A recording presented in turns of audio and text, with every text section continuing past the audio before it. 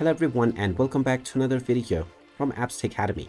In this video, I'm going to show you how to log into your existing account on Clever. So let's get started right away. First of all, open up your web browser and then in the address bar, type in clever.com and press enter. You will now be taken into the official Clever website.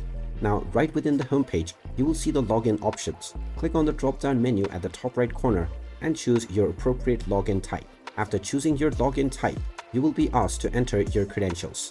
Just type in your school name and proceed forward, or you can also use your Clever badge to log in by clicking on Clever Badge Login. This will then require you to allow access to your camera, from which you can simply show the badge to the camera and you will be logged into your account. If you're a district admin, then you can also click on District Admin Login.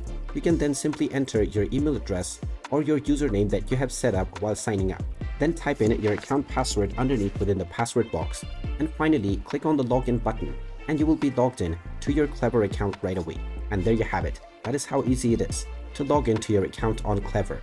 If you find this video helpful, make sure you hit that like button and subscribe to our channel if you haven't done so already. Also ring that notification bell to never miss another update from us. Thank you for watching and I will see you again in the next video.